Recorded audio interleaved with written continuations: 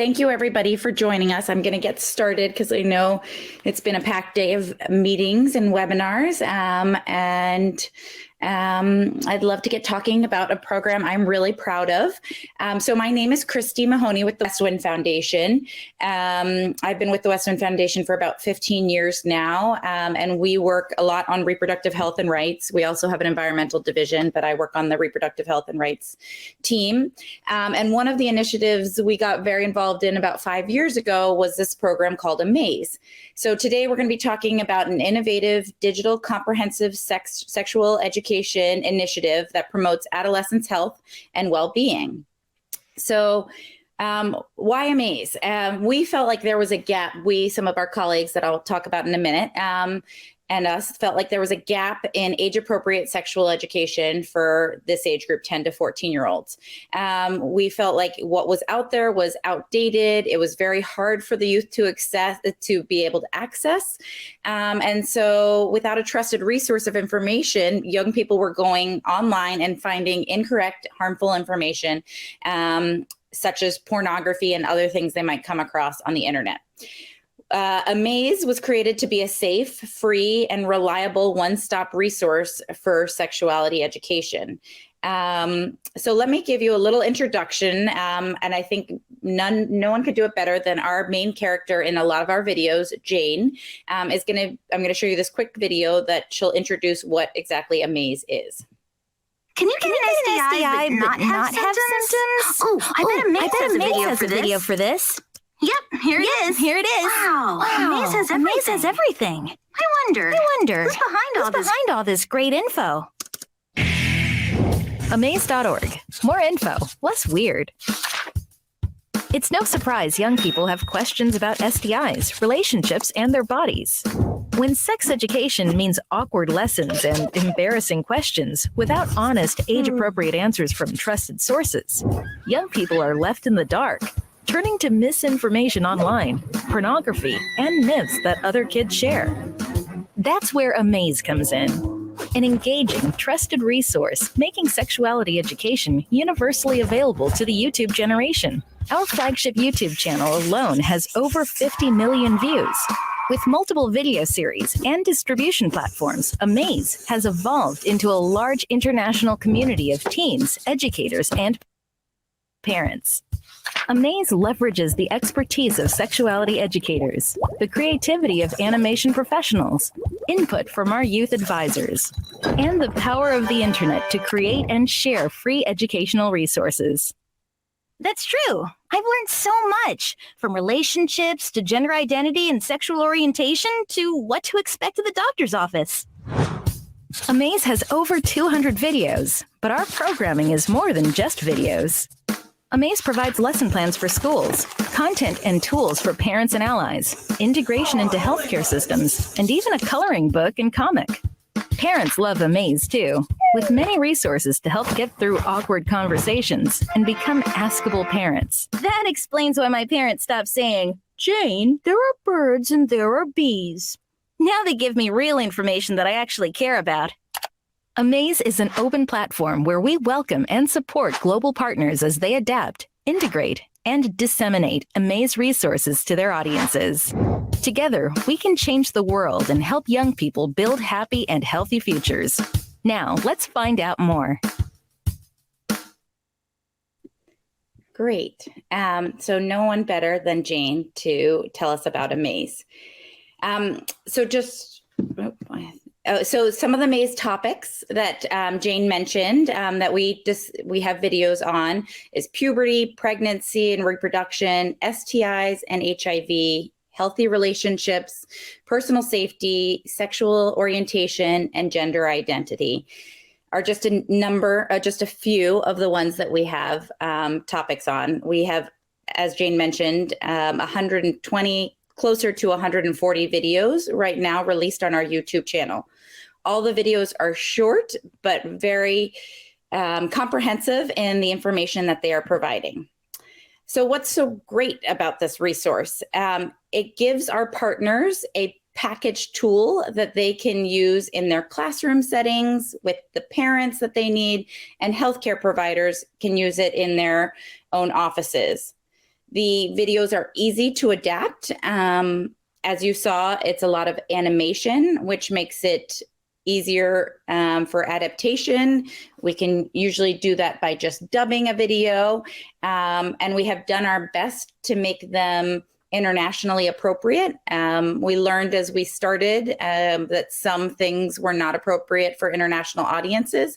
So we've done a better job of using characters and different references that can be inappropriate in an international audience.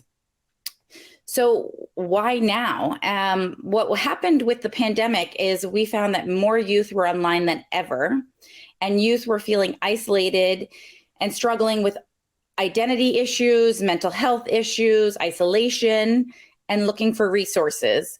And luckily, we were already online. We were a place where youth were looking for help at YouTube. And we really had this packaged resource that educators who were not equipped or ready to be online teaching could use these videos along with the resources. If you go to our website, we have educational tools, trainings, curriculums that really go with these videos to help have these conversations. So it was a really great thing for educators in this pandemic. As Jane mentioned in the video, we have started to travel around the world, and that has been really exciting to see. And we're going to talk more about that with our panelists in just a couple minutes. We are currently with more than 400 international adaptations and voiceovers of our videos. And here's just a map of where you can find some of our videos being used by local NGOs, ministries of health, ministries of education, some of the people here on this call, which has been very exciting for us to see.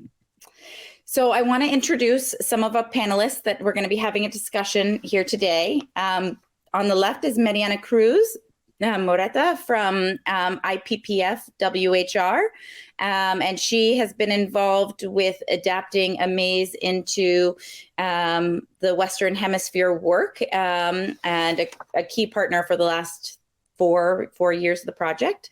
Nicole Cheetham, the Director of International Youth Health and Rights at Advocates for Youth. And she has been leading AMAZE's efforts to adapt and gain all of these international partners. Luis Garcia, coordinator of projects at COPIGE, is joining us, and he's a recent awardee of the Global Impact Awards that AMAZE distributed last year to bring on some new international partners. So I want to stop sharing so that we can see everyone's faces. So I want to open this up to a panel discussion and get everyone started with a question. Given what is already out there to support adolescents with sexual health and reproduction and resources, please let us know what your role is with AMAZE and why. And so I might start us off with Nicole.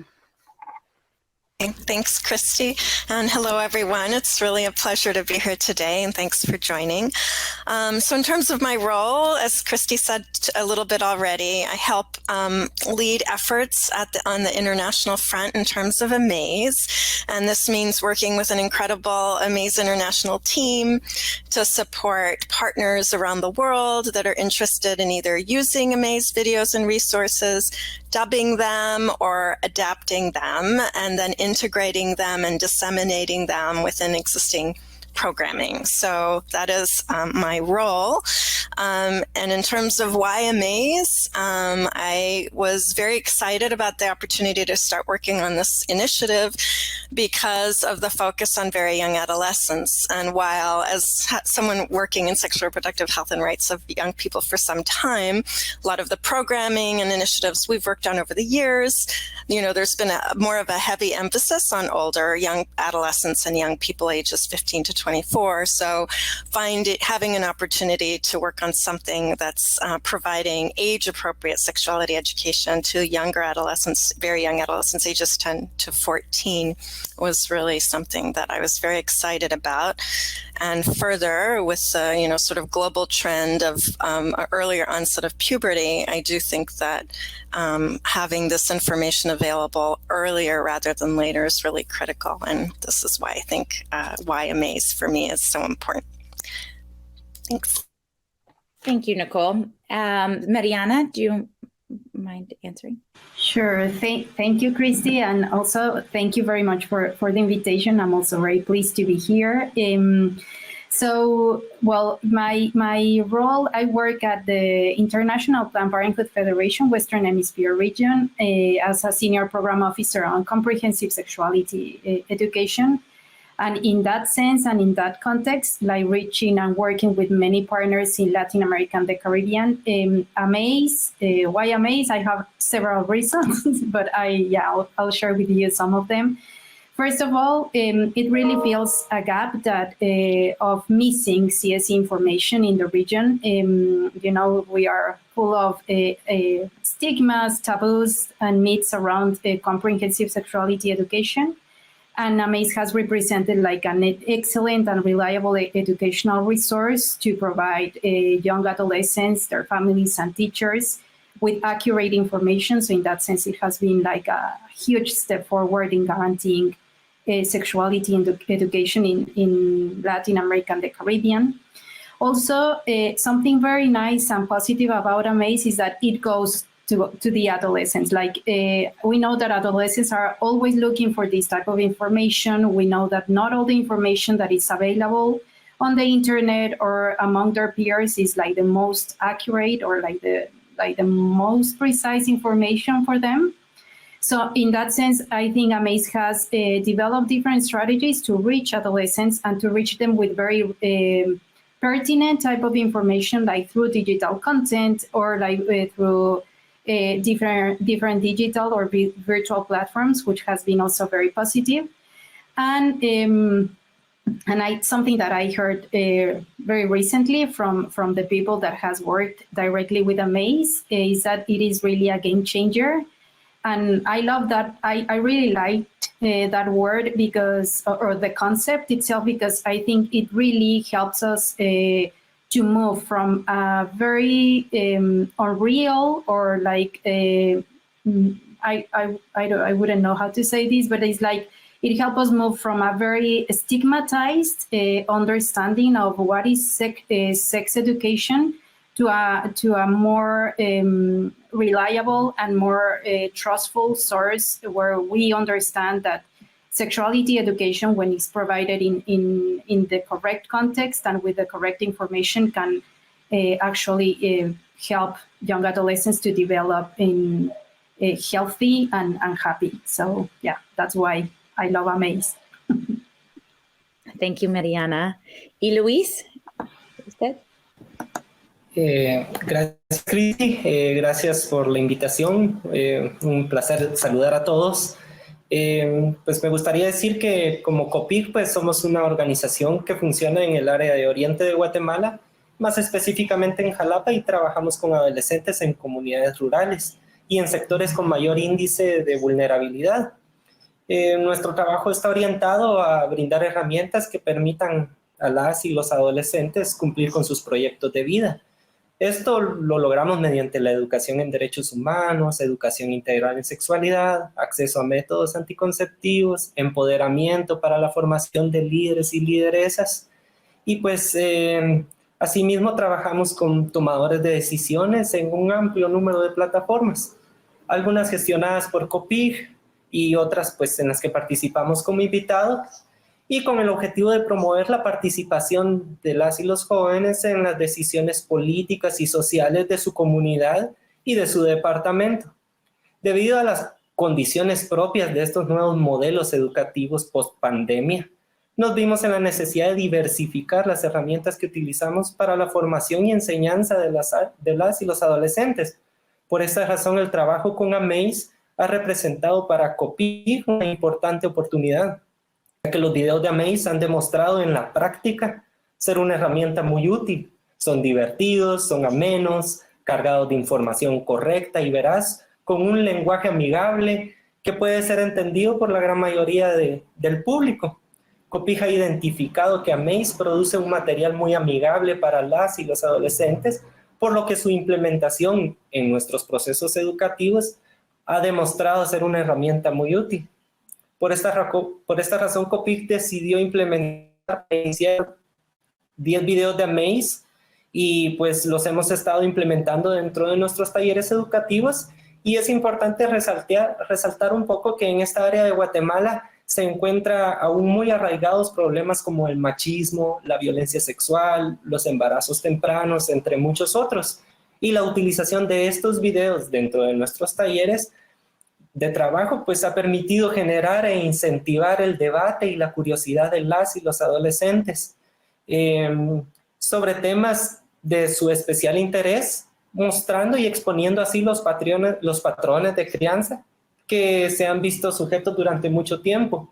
Como organización, reconocemos de igual forma la importancia que tiene el acceso a la tecnología como herramienta de búsqueda de información, pero estamos también conscientes de todas las barreras que aún existen dentro de nuestro medio, por lo que nuestro trabajo busca vencer estas barreras, acortando la distancia que existe entre estas herramientas como los videos de AMAZE y las y los adolescentes. Esa es la razón por la cual AMAZE es importante para nosotros.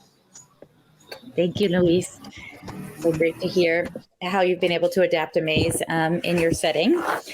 I want to ask the panelists, given the pandemic and the increased need for digital resources, what is your experience at global, regional, and country level with demand for such tools, and how are they being used? Mariana, or Nicole, I'll go to you first. Okay, thanks, Christy. So yes, with the impact of COVID, we've seen at the global, regional, and country levels, of course, a lot of demand for digital resources because of lockdowns and the urgency to pivot to virtual learning. So then this cuts across all the regions: Europe, Asia Pacific, Latin America, Caribbean, Sub-Saharan Africa. And so this is definitely something that we've seen. And partners have been interested then in, finding ways to use AMAZE to deliver sexuality education digitally, not with challenges there too, with COVID, with people getting sick, with the lockdowns that make video production difficult. It's hard to get in one room and dub over voice over a video when you can't, So, but despite all of that, all of those challenges, it's incredible to see what partners around the world have been able to do, like Luis and others and Mariana, just to advance that work. And so like you mentioned, Christy, I think we have about over 400 dubbed videos at the moment. This past year alone, there were 23 new partners that AMAZE started working with. So that's just an indicator, I think, of that demand, given the urgency for alternatives to deliver the sexuality education in a way that isn't just in person. As for how they're being used, so many different ways. Definitely reaching adolescents directly, also being used to train and teach teachers. AMAZE videos are being used, integrated into curricula, also to foster linkages to services. So whether it's in the United States, for example, where Advocates has integrated AMAZE videos into our comprehensive sexuality education 3Rs curriculum, we put it in Google Classrooms to facilitate teachers access to those materials easily and for free. Or whether it's, through social media, like TikTok in Latvia, YouTube in Japan. We have Facebook, very active in countries like Nigeria, DRC, Kenya. And then, of course, my colleagues will talk about others like WhatsApp in Guatemala and television as well. So it's kind of a broad mix of ways that they're using the videos are being used and disseminated. Also organizational websites And there's also a feature with amaze.org where you can create a playlist and embed the videos that you select into your organizational website. So that's another feature that partners are using so that it doesn't weigh down their website, but they can still share videos that way. And then finally, also digital platforms, governmental and otherwise. So for example, in South Africa, the Ministry of Health has a digital platform that they've developed to deliver information for adolescents, but with referrals to services. So they've selected a variety of AMAZE videos that they've put into that platform to help on the educational front. So there's just a smattering of examples. I'll chat a document that summarizes some of those in a second here while I pass it on to others. Great. Thank you, Mariana. Yes, thank you, Christy. So in the region, well, first of all, something very important to notice here is that with the COVID-19 pandemic, many people, of course, and we were all like, we all experienced this situation. We were forced to stay at home and also to avoid in-person gatherings. And when it comes to education, that was translated into school closures. And in Latin America, that had a huge impact in all levels of education. But something interesting also is that Latin America, it's home to over 430 million internet users. And what we realized and we learned with the pandemic is that many platforms that were used before, like very frequently, changed completely. For example, something that was used before a lot was Facebook. And then people probably, because, at the beginning, probably they were interacting on Facebook, but eventually they just wanted to access information or just watch a series. So they moved, they transitioned to YouTube, which has represented also a very nice opportunity for AMAZE because all our videos are on YouTube, free. They are free resources, they are available, and there are educational resources. So in that sense, that was a positive way of continue guaranteeing CSE in the region. Also, something important to notice is that, and as many international organizations has already pointed out, is that many young adolescents, and especially children, but most importantly girls in rural areas and indigenous areas in the region have dropped out of school, and they might not come back to school. So we need to start designing new strategies to guaranteeing this type of information, because when it comes to prioritizing CSE, we know that in the region, this is not a priority. Although many educational systems are considering it as something very important to influence the development, like physical and emotional development and well-being of adolescents in their countries. It is not a priority, especially after so many months of school closures. For example, when it comes to statistics, like the reference is always like, oh, they are really behind in reading or in mathematics, but they never talk about like mental health or like social, emotional aspects of young people's lives. So in that sense, we have to start like advocating for more CSE. And however, I always say like there are always very positive things about all of these. There are like a lot of educational systems that of course, continue to provide CSE and many other subjects aligned with their official curriculum. And it's something that they realized is that they needed to provide CSE, like different topics around CSE, like about self-esteem, violence prevention, poverty, like the transition, healthy relations, like all these type of things that are addressed through CSE. And then they realized that there were not many quality resources and inclusive resources available. And then they discovered AMAZE. And this is interesting because in that sense, we partner with some ministries of education and health in the region. One concrete example is with the Ministry of Education in Mexico. You might not know, or you might not know, but in Mexico was one of the countries that had a very long school closures throughout the country, and they started to provide education through open television, like broadcasting classes through public television. And they started to broadcast our AMAZE videos depending on the subject that was completely aligned with the curriculum, the official curriculum. So you can see the AMAZE videos, they reach millions, and I can say this, they reach millions of adolescents that don't have access to internet, to digital resources, to mobile devices, but they have access to TV channels, especially those that are not paid channels. So in that sense, I think that was a very wonderful opportunity to continue reaching young adolescents with accurate information. And that's just one example. Of course, we would be always very happy to share more details of other experiences in the region. But yes, it has been a very good way to move forward in providing comprehensive sexuality education in our region. Great, thank you. ¿Y Luis? Gracias, Cristi. Bueno, desde la experiencia que hemos tenido con COPIG, trabajando en la difusión de los videos de AMAZE, lo hemos trabajado en diferentes ejes.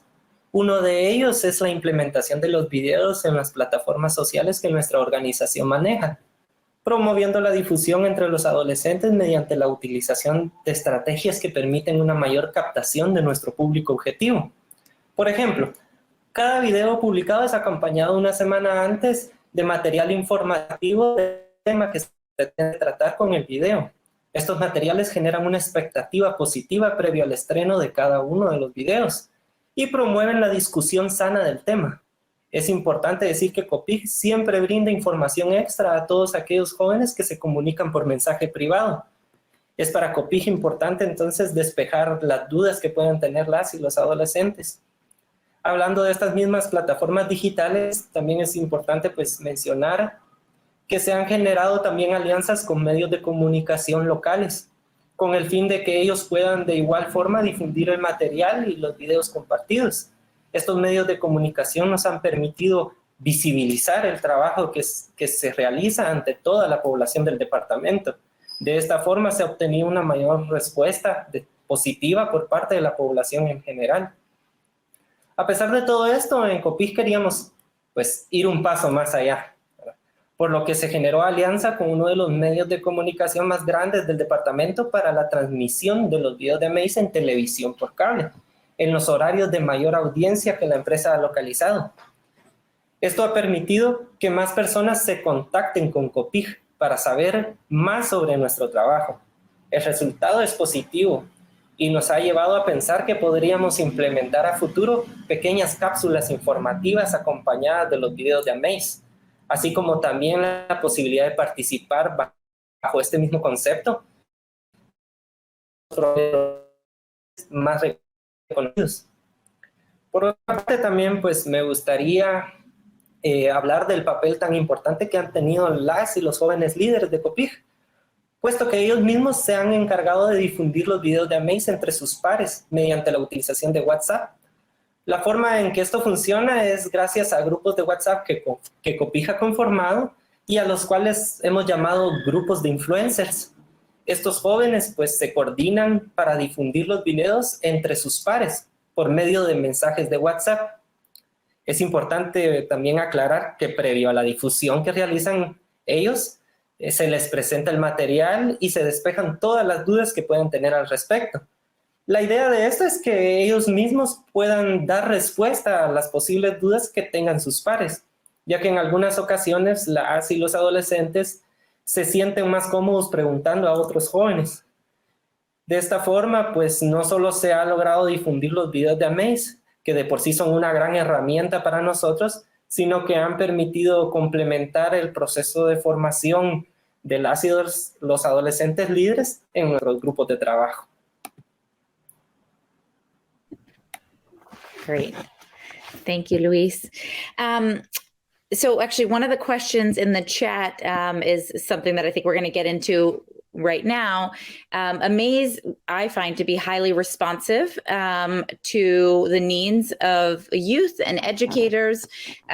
We have a lot of topics, and a lot of our topics come from the chat function in the YouTube area, and youth telling us what they're looking for and are interested in. And so I would love to hear from each of our panelists about how AMAZE has been highly responsive in the field that you're working in, and some of the resources developed that helped as a result of the pandemic.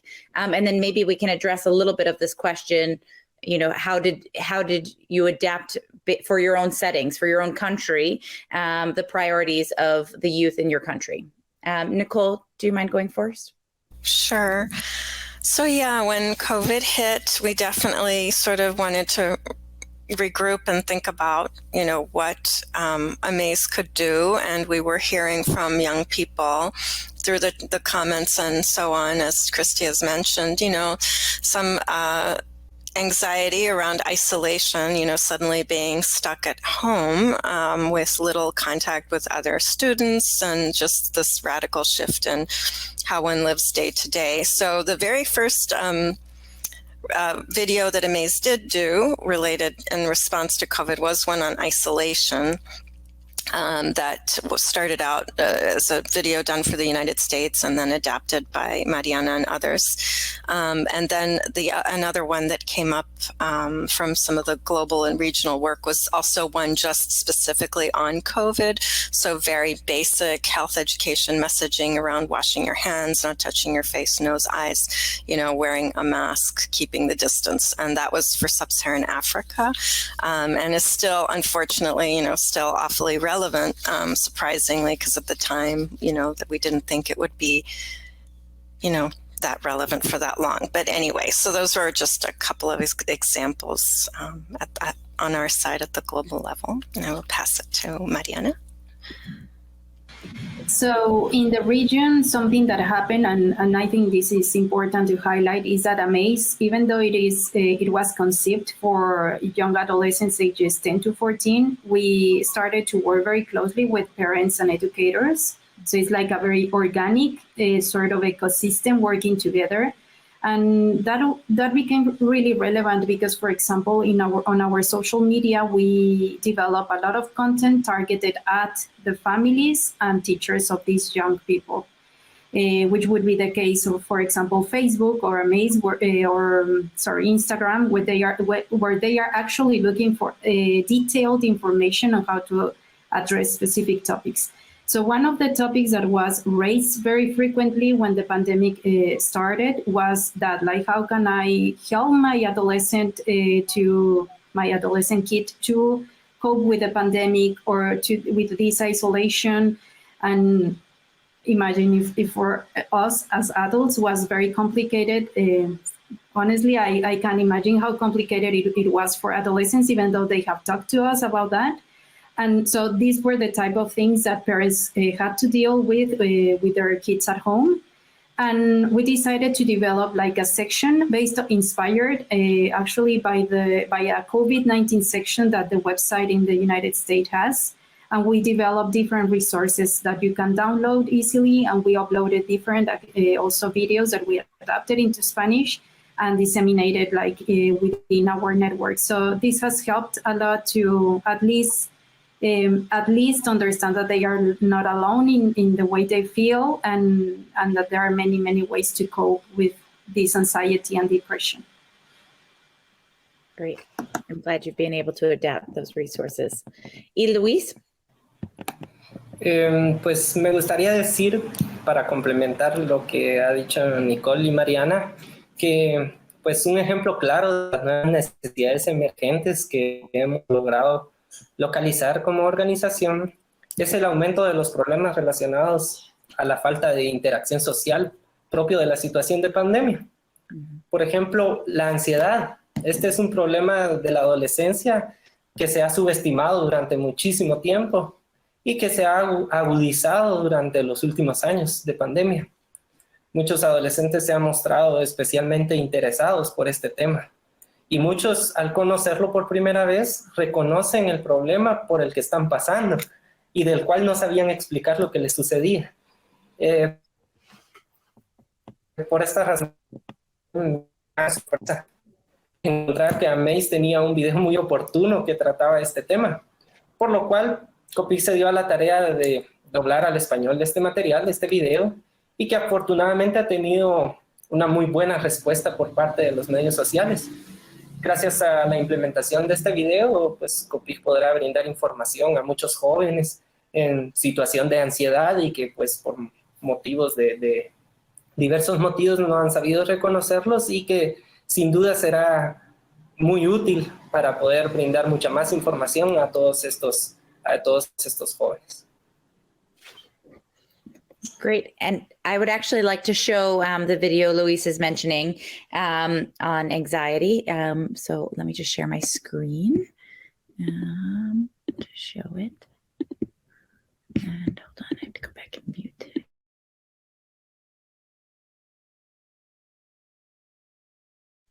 Hola, tú y yo seremos muy buenos amigos. ¿Que quién soy? Me llaman ansiedad adolescente, pero tú puedes ponerme el nombre de cualquier mascota. Personalmente me gusta el nombre Pop. ¿Quieres saber de dónde vengo? Digamos que todo tiene que ver con una cosita llamada glándula pituitaria. Es esa pequeña cosa en la base de tu cerebro que inunda tu cuerpo con hormonas cuando inicia la pubertad. Te prometo, no soy mala compañía. A veces solo provoco pequeños problemas. Todo tiene que ver con que tu cuerpo haga algunos ajustes y tú crezcas. Esos sentimientos de conflicto interno son totalmente normales y se conocen como ansiedad adolescente. ¿Recuerdas esa vez que tu mamá hizo tu desayuno favorito y sin ninguna razón perdiste el control y le gritaste? Sí, ese era yo. ¿O qué hay de cuando tu mejor amiga Molly dijo que iría al cine con Karen en lugar de ir contigo y pasaste toda la noche llorando como si fuera el fin del mundo? Lo siento, yo de nuevo. No puedo evitarlo. Ay, esa mañana que perdiste el autobús de la escuela porque pasaste horas tratando de armar un atuendo que creías que era de moda. Oh, eso fue lo peor, ¿verdad? ¿Ves? Parte de mi trabajo es crear todo tipo de reacciones y sentimientos abrumadores que pueden parecer difíciles de manejar. Ya amigo, tan molesto, ¿verdad?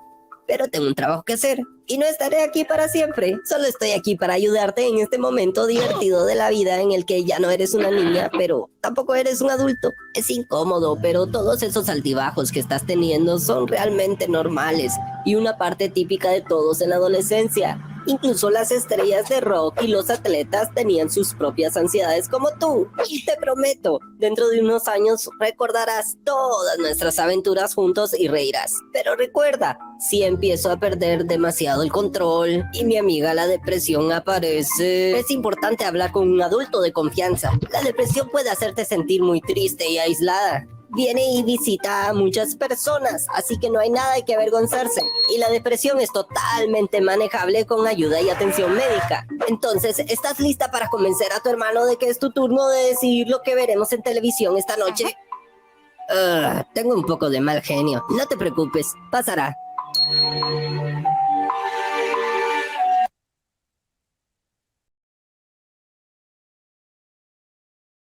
Sorry, forgot to unmute. I thought Kopish did a beautiful job with that video and helping us normalize something our youth were really feeling the last 2 years, anxiety and depression. So actually, I have another question for Luis. As AMAZE continues to evolve, there are a lot of challenges we face, and one of them is access with internet. A lot of these videos are on YouTube and on our social channels, and it's considered a digital resource. So tell us about how your organization has been able to address these limitations.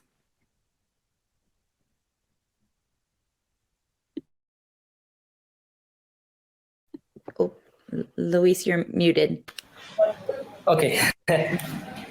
Bueno, estamos enfrentando estas limitantes mediante la implementación de los videos de AMAZE dentro de los talleres educativos que ya realizaba nuestra organización desde antes. Por ejemplo, para lograr vencer estos retos, nosotros contamos con algunos procesos formativos de los jóvenes que tienen lugar dentro de comunidades y que hemos tenido con pues según las restricciones que el Estado tiene para la reunión en algunos lugares, respetando todos los aforos y las medidas de bioseguridad, y hemos logrado llegar hacia los jóvenes, sobre todo aquellos que no tienen un acceso a Internet, y pues se les han presentado los videos como una forma de abrir la discusión dentro de los talleres, y así de esta forma pues lograr generar el debate entre ellos. De igual forma pues se han implementado dentro de otros espacios en los que COPIC pues tiene participación. Luego pues se hace o tratamos de hacer un seguimiento de todos estos jóvenes, abriéndoles un canal también de comunicación por el cual, que este canal pues puede ser a través de mensajes, a través de las redes sociales, a través de llamadas directas, o incluso nosotros los contactamos periódicamente a ellos, y entonces hacemos una continuidad de este proceso que ellos han estado realizando y en el cual nos hemos apoyado mucho con los videos de AMAZE, puesto que nuestra institución maneja guías educativas y guías de trabajo dentro de los talleres, pero hemos descubierto que utilizar los videos de AMAZE resulta como un extra totalmente positivo para nuestros procesos, y pues gracias a ello hemos logrado mucho que mejores resultados en nuestros objetivos, que es el brindar la información a los jóvenes y tener la certeza que han comprendido el tema. Thank you, Luis. It's great to hear how you've been able to use those AMAZE in those settings. I want to ask the panel, how has AMAZE contributed to demystifying comprehensive sex education, not just for adolescents, but for adults, peers, and other stakeholders? Sí, gracias. Pues me gustaría decir que hace un tiempo atrás COPIC realizó un estudio entre las y los adolescentes sobre los lugares e instituciones donde se sentían más vulnerables hacia sus derechos, haciendo un énfasis importante sobre todo en el acoso. Y fue sorprendente el encontrar que el personal de la Municipalidad de Jalapa, o sea, del gobierno municipal de Jalapa, y la Policía Nacional Civil fueron las principales instituciones que citaron los adolescentes en donde ellos se sentían totalmente incómodos o acosados por los públicos.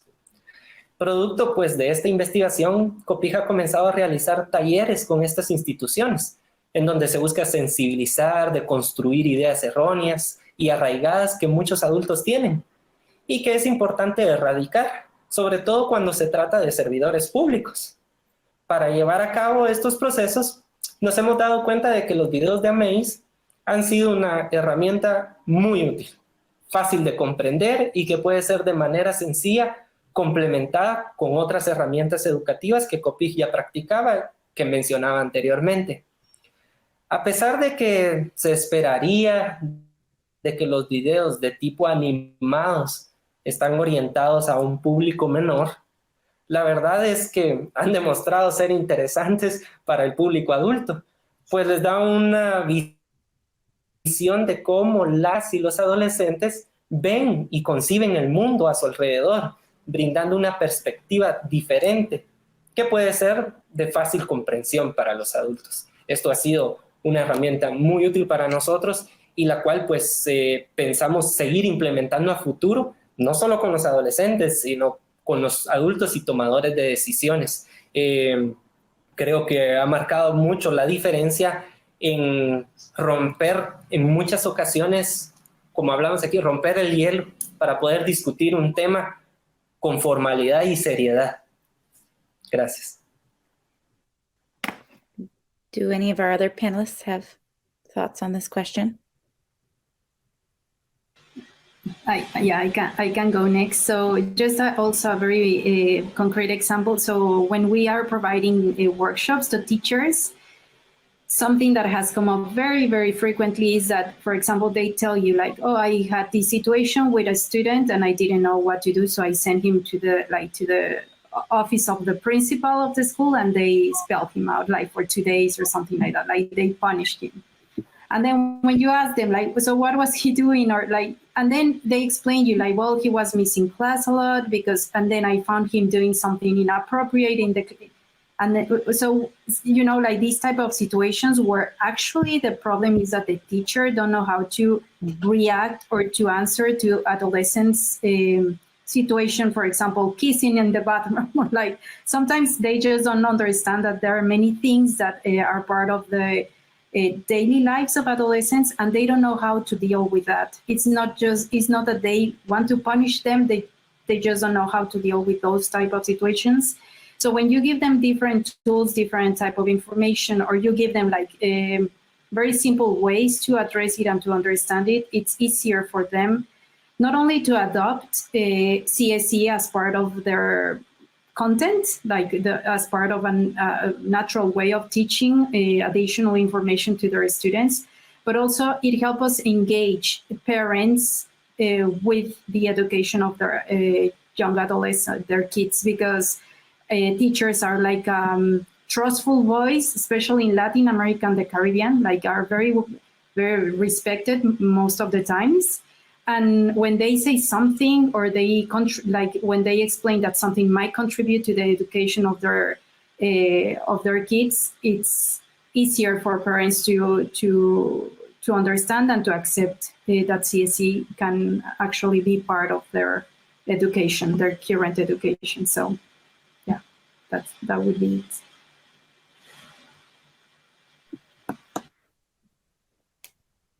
And just to jump into and reinforce basically what Mariana and Luis have shared, I think we've definitely seen a lot of interest in using the videos with teachers, not just in terms of a function of using the videos for them to deliver CSE, but also to educate teachers to help demystify what CSE is. So actually also for content and also in terms of stakeholders. For example, in Uganda, there, you know, in terms of consultative meetings with stakeholders to help determine what videos they would like to be working on. The videos themselves also serve a purpose in reviewing and seeing them with stakeholders to demystify what sexuality education is. So while this is, and I think there's a lot more opportunity for AMAZE to be used also in that realm, as well as the advocacy realm, because there's so much pushback and there's so much misconception around what constitutes sexuality education. And I think the videos can help also address some of that. So that I think is a, you know, percolating potential that we haven't sort of you know, taken full advantage of yet. And then also some partners, there's interest in also AMAZE videos as a support resource for health providers that serve adolescents, pediatricians, for example, that serve adolescents, that I think we have a ways to explore there as well. Yes, actually, going on right now is the AMAZE free conference for educators, and we've been creating toolkits to help them better reach their parent population, the school board systems, trying to help them think of the wording that could help them be better advocates for themselves. And something we're thinking about for 2022 work is creating parent toolkits that really help them become advocates for comprehensive sex education in their own settings. And while those toolkits will be started here in the US, we hope that we can create adapted versions for Latin America and other regions where parents really want to become part of this conversation. So I'm looking at the clock and we have about 10 minutes left, and I wanted to see if there were any questions in the audience.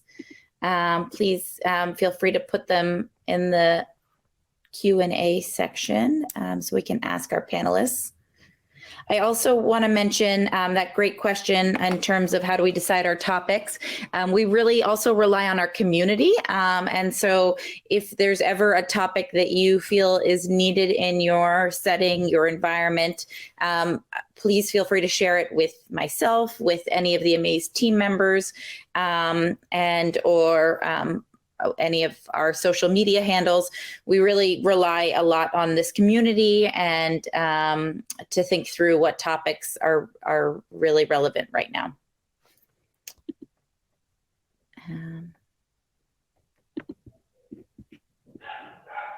Okay, Kathy has asked, does AMAZE, our partners, have any examples of formal collaborations with government education, public schools, specifically in Central America, particularly on relatively large scales, or examples of such collaborations in other regions that could be helpful for Central America?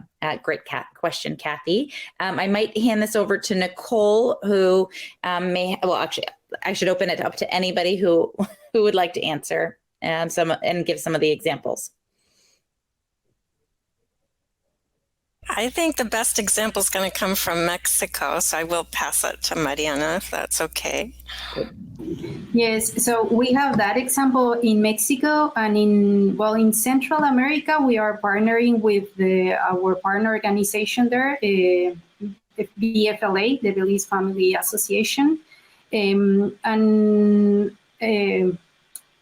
so first thing, they are adapting the videos in Belize. They are adapting into Creole, in Belizean Creole, the videos for the first time. They are developing different strategies, and they have actually partnered with the Ministry of Education in aligning some of these videos with the content. It hasn't been broadcasted or published on the official websites, but when they provide training for teachers, they use the AMAZE videos for training as an educational resource. So that would be an example. And we are also now starting a very strong collaboration with other countries, like more the Andean countries, like Ecuador, Bolivia, Peru. And with GRPA, we are also starting to adapt the first videos. But like in terms of like a partnership with ministries of education, I would really focus on Mexico, Bolivia, Ecuador, and Argentina in the region. And Luis, I saw you raise your hand. Did you? Yeah. Sí, pues me gustaría responder algo. Globalmente veía aquí una primera pregunta de cuáles los principales retos para priorizar el material. Y pues para nosotros, la forma de priorizar el material fue mediante escuchando las opiniones de nuestros voluntarios, nuestros grupos de adolescentes, en los cuales pues, hemos logrado a través de talleres identificar cuáles son sus mayores necesidades, y posterior a eso pues hicimos una revisión de todo el material que tenía disponible AMAZE y seleccionando de esta manera cuál era el apropiado para las necesidades que encontrábamos según nuestra región. Y pues he visto que si hemos tenido experiencias de que los contenidos de AMAZE hayan recibido resistencia o críticas por temas religiosos o culturales. Y claro, sí, eso es un problema que siempre se encuentra dentro de nuestra región, y sobre todo por los problemas a los cuales hacía referencia al inicio. Y claro, nuestra tema siempre ha sido empezar por los temas menos controversiales, en que la población tiene la idea de que se deben de tratar con mayor prontitud. Por ejemplo, hablábamos del tema de ansiedad, es un tema muy particular y por el cual es muy aceptado y escuchado por todos. Una vez logramos captar la atención del público, pues subimos un siguiente nivel, se podría decir así, y bueno, ya vamos con salud sexual y reproductiva. Y así hemos logrado dar pasos pequeños, pero lograr que el concepto de algunas personas que vaya cambiando poco a poco, vayan abriéndose a nuevos temas. Y claro, tal vez no empezamos en una forma tan cargada de contenido con algunas personas que sabemos que va a existir esa resistencia, por ejemplo, al cambio. Hemos tratado de ir poco a poco o hacerlo en 3, 4 sesiones diferentes, ¿verdad? En las cuales hay una sesión introductoria en la cual se van presentando los temas, otra sesión en la cual ya se tratan, se discuten los temas, y luego pues poco a poco las personas van mostrando una menor resistencia al cambio, solamente. Great, thank you, Luis. And Rita has a good question, especially for this region. Have you had experience that AMAZE's content has received resistance or criticism from religious or cultural issues for considering sexual topics as taboo? And I think that also plays a little bit into Joseph's question around how we include sexual diversity in our content and what obstacles we might have faced in trying to advance and that community might be facing. So I'll open that up to the panel. Should I go first? Okay, so yes, just I am answering to that question just in case, to the one on the religious criticisms. Like there are also very positive experiences in the region that we could share with you directly. And as for Joseph's question, yes, AMAZE is amazing. We have a very concrete example in Central America when we provide training to, and I love this example because it was very revealing for me. So we finished a workshop with young adolescents in Honduras 1.5 years ago. And we started asking, like, do you have any questions? So it was a very basic workshop on different issues on poverty, like how to transition, like all corporal and physical changes that you might experience, and for boys and girls. And when we started asking for questions, no one, like everyone was a little bit timid. So we told them that we would leave the mailbox, the anonymous mailbox there to put their questions like in a paper. It would be anonymous and that would be it. And then I actually have like it's like a notebook that I gathered from these examples. All the questions were related to sexual orientation and gender identity, all of them, like without exception. Probably there was one question that was related to something else, but I remember that experience because I was really impressed. And then I asked like what was happening, and they told me, well, this is not an open conversation. This is not something that can happen easily in this context due to many things like ideology, religious, cultural issues. So the only way to solve that situation at that immediate moment was to share all the videos on sexual orientation and gender identity that we have available in AMAZE.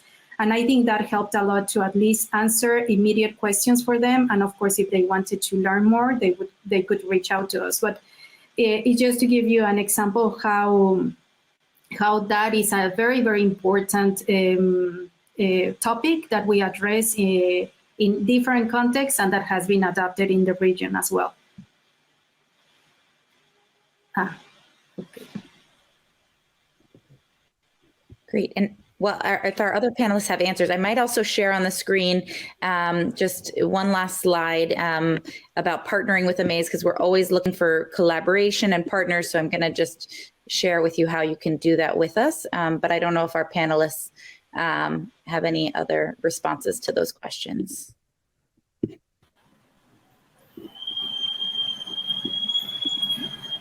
Bueno, pues tal vez en contexto de la pregunta que hace Joseph Ross acerca de la diversidad, por ejemplo, en nuestra experiencia aquí en nuestro lugar de trabajo, existe aún grandísimas barreras en este tema. Creo que es este y entre otros uno de los temas mucho más difíciles de tratar en esta área. Y sin embargo, a pesar de estas limitantes, ha logrado surgir a la luz un grupo dentro del departamento o otra institución que se perfila en nuestro departamento llamada Diversidad Sexual Jalapa, y que desde su nacimiento ha tenido gran afinidad con nuestra institución, puesto que nos hemos logrado aliar y unir muchos de nuestros temas. Y en una plática reciente que hemos tenido con ellos, nosotros les explicábamos el trabajo que hacíamos con AMAZE e incluso sugeríamos, ¿han intentado ustedes incorporar este tipo de material a sus talleres? y la verdad es que ellos expresaron de que el material que tiene AMAZE les resultaría a ellos muy, muy útil para tratar estos temas y en lo personal, pues hemos trabajado talleres en conjunto y creo que para nosotros, bueno, para ellos ha sido importante ya que nosotros realizamos algunos talleres en temas que de por sí no tienen que ver con diversidad sexual. Ha sido muy importante para nosotros y para la institución que mencionaba en la implementación del material de AMAZE. Creo que también va a ser para nosotros una solución a futuro de poder afrontar esta temática tan difícil en nuestro departamento. Great. Well, I see that we're at time. So thank you so much to our panelists. I thought it was a really interesting conversation.